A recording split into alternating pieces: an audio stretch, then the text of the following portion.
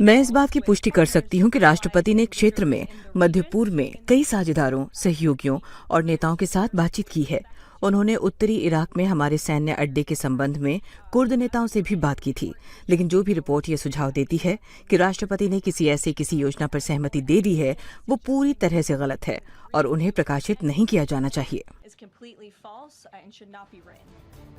Israel और America की फौज ईरान को कोई मौका नहीं देना चाहती। जहां जहां IRGC के बेस हैं, वहां वहां हमले हो रहे हैं।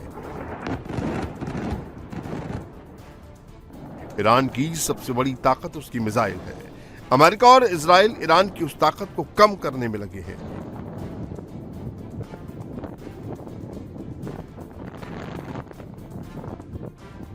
इन तस्वीरों को देखिए। ईरानी सेना दुश्मन पर मिसाइल अटैक की तैयारी कर रही थी, लेकिन इससे पहले कि ईरान फोर्स मिसाइल को लॉन्च करती, इजरायली फाइटर जेट ने उसे लॉन्चर समेत तबाह कर दिया।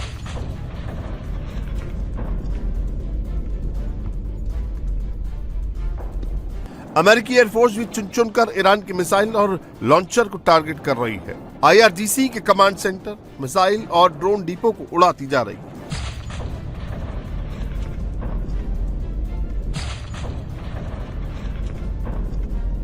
Somebody said, on a scale of 10, where would you rate it? I said about a 15.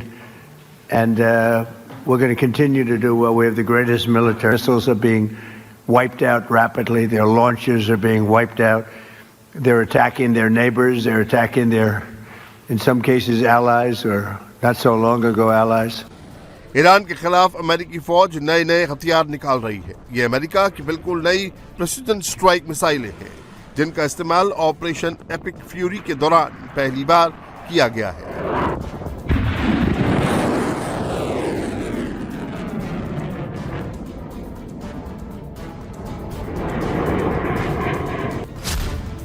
अमेरिकी फोर्स का दावा है कि उसने 6 दिन की जंग में ही ईरानी एयरफोर्स को खत्म कर दिया। ईरान की नेवी फारस की खाड़ी की गहराई में पड़ी है। उसके 20 से ज्यादा वॉरशिप समंदर में डूब चुके हैं। ये ईरानी नेवी की शाहिद सुलेमानी वॉरशिप है, जिसे अमेरिकी फौज ने बंदर अब्बास के पास हिट किया है। ईरान की एक और वॉरशिप दीना को भी अमेरिकी फौज की सबमरीन ने टॉर्पीडो अटैक से डुबो दिया है।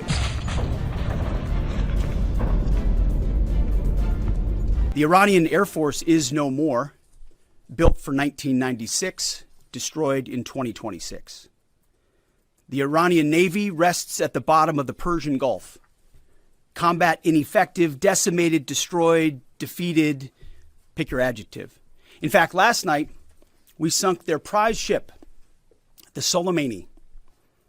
Looks like POTUS got him twice.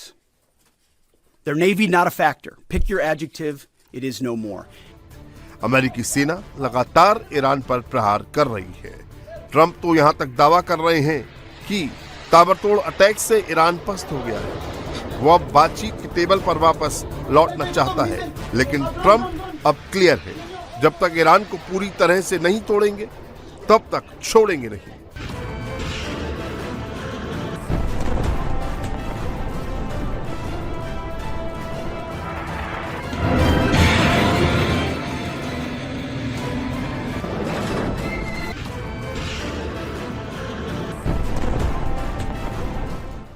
Iran द्वारा दागी जाने वाली थिएटर बैलिस्टिक मिसाइलों की संख्या 86% कम हो गई है लड़ाई के पहले दिन की तुलना में, और सिर्फ पिछले 24 घंटे में ही इसमें 23% की कमी आई है। इसी तरह उनके वन वे अटैक ड्रोन के हमलों में भी शुरुआती दिनों की तुलना में 73% की गिरावट आई है। इस प्रगति के कारण सेंटकॉम को ईरान के दक्षिणी तटवर्ती क्षेत्र में सीमित हवाई बढ़त स्थापित करने और उनकी रक्षा पंक्तियों को जबरदस्त सटीकता और मारक क्षमता के साथ भेदने में मदद मिली है। अमेरिका और इजराइल के फाइटर जेट पूरी तरह से तेहरान के आसमान पर कब्जा कर चुके हैं। ईरानी एयर डिफेंस सिस्टम तबाह हो चुके हैं। इजराइल और अमेरिका अब जहां चाह रहे हैं वहां बम बरसा रहे हैं।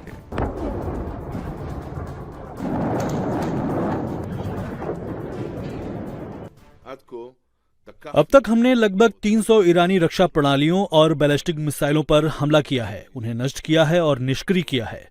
हमने ईरान के परमाणु बुनियादी ढांचे के अंदर मौजूद ठिकानों को भी निशाना बनाया।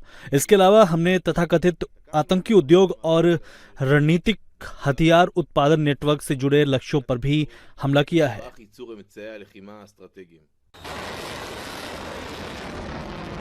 इजराइल और अमेरिका 6 दिन में ही ईरान को घुटने पर लाने का दावा कर रहे हैं, लेकिन ईरान अभी भी इजराइल से लेकर मिडिल ईस्ट तक बारूद बरसा रहा है।